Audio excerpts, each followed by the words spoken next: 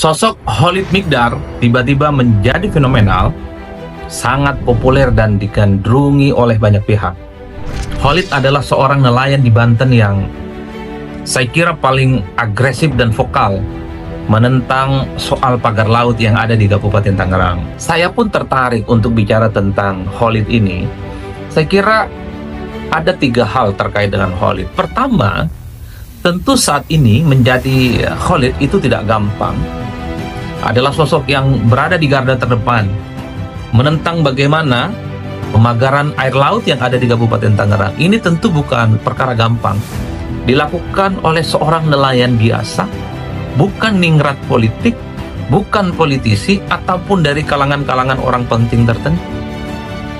Khalid seperti kita semua, kebanyakan orang yang hanya punya keberanian dan hati nurani. Bagaimana persoalan penindasan terhadap kelompok yang lemah itu memang harus diperjuangkan sampai di titik darah penghabisan.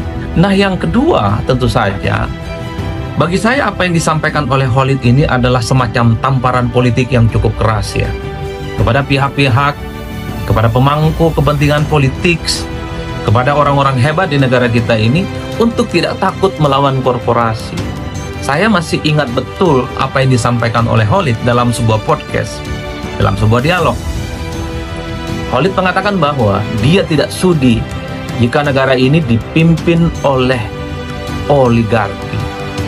Bahkan Khalid mengatakan, kalau negara tidak berani melawan oligarki, maka dia akan mengorganisir perlawanan untuk melawan para oligarki itu. Per hari ini misalnya, kita itu kan melihat pejabat-pejabat publik terkait, ya, terutama yang ada di Provinsi Banten, nggak ada yang bicara.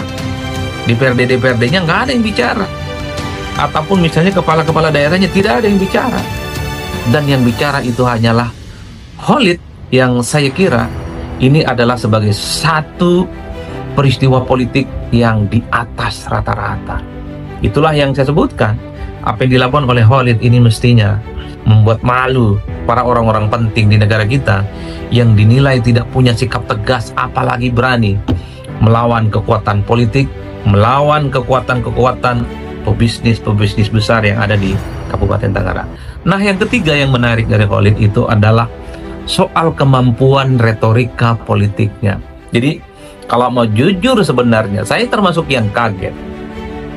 Kemampuan bicara, kutipan-kutipan buku, termasuk intonasi dan diksi yang dipilih oleh Khalid adalah kemampuan yang saya kira ini sudah setara dengan mereka yang anak kuliahan minimal. Tentu sangat energik cara bagaimana Khalid berargumentasi. Pilihan-pilihan katanya cukup bertenaga, terutama bagaimana keberpihakannya kepada nelayan yang selama ini dipinggirkan, kepada mereka yang selama ini memang tidak pernah diperjuangkan nasib politiknya. Kemampuan-kemampuan Khalid dalam retorika dan perdebatan politiknya dalam banyak hal kemudian menjadi referensi yang selalu dikutip oleh kalangan-kalangan netizen khususnya, bahwa Khalid ini sangat layak untuk menjadi pejabat publik di negara kita.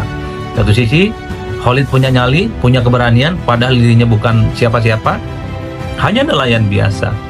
Yang kedua adalah Khalid yang kemudian memberikan tamparan keras pada pihak-pihak tertentu, kepada pejabat publik yang dinilai tidak berani punya sikap ketika berhadapan dengan para korporasi ataupun cukong-cukong yang posisinya cukup powerful saat ini, yang memang dalam banyak hal sulit untuk disentuh.